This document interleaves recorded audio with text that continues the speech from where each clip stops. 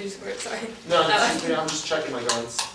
I'm just checking my skill, yeah. These things exaggeration, but I have to put anti-weapons during the Gulf War, and it was catastrophic. That's Africa. We also have an internal to nuclear war with our bioterror advantage. Large casualties escalate to nuclear response. That's colony states. The states have a huge opportunity. That states can only cut cutters with funding, so will drive away immigrants. That's wood. Immigrants won't take retreatment unless the federal government reverses its policy. That's part of the chilling effect creates huge opportunity because the immigrants won't access the healthcare. That's crucial in Kaiser. There's diligent describes our advocacy. No one advocates 50 states working together. States are sure coherent decision making. No single decision make whatever make a choice between state and federal action. The states can counterplay this artificial debate. Convention forces the activity from real policy and debate choices, which is debate becomes artificially engaging in the thought of experience and divorces us from the literature. And isolates from a primarily intellectual source of debate. It isolates our output because we don't put debate become good policymakers, analysts, or even activists. If we observe artificial and incoherent decision making. Politics, the plan wouldn't cost political capital because the lobby supported lobbies at the most. You need to have a cleaner separation, like build in a little bit of space. Politics, I think you just need to punch it harder when you're making an issue transition. Okay. Because a lot of parts of the speech are kind of flowing together, and it's good for them to flow together, but they're kind of blurring together. Okay. Just need to know I got to switch pages. Politics lets me know that.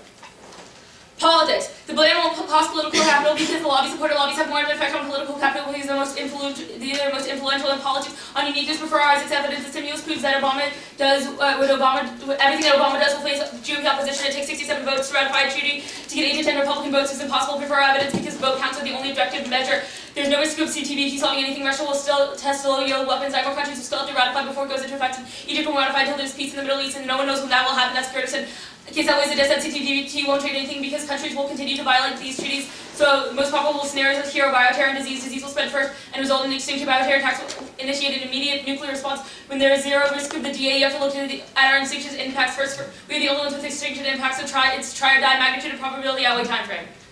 Okay, a couple of things, and these are actually. I thought that actually that was internally efficient and used a lot of the principles of embedded clash really well. I thought that was really good, and I thought that there was also a move away from superfluous subpointing. You didn't subpoint if you didn't need to. You said what your argument was. You controlled the structure, and I think all of that was great. I think the two major things I would say are unrelated to word economy.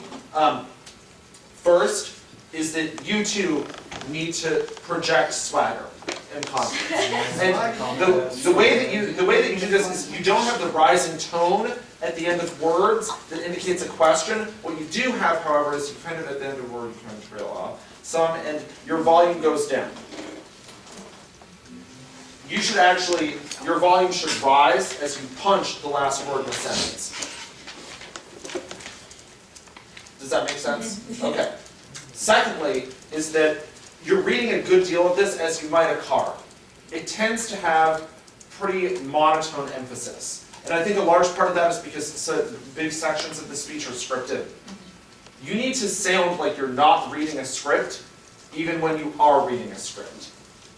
Right? Debaters learn patterns and learn a sort of dramatic pattern of emphasis that enables them to sound like they're making a sweet argument with the best card in the world when they're reading the phone book.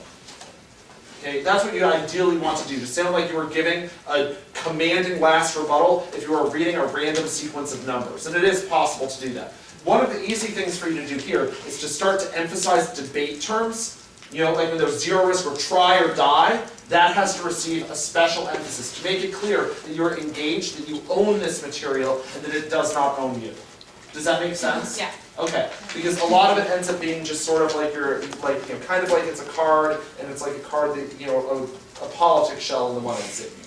Okay, which I think, but I think that once you start to communicate all of the good and bad and clash you have in there, it'll vastly improve both your, you know, speaker points and win percentage. So well done.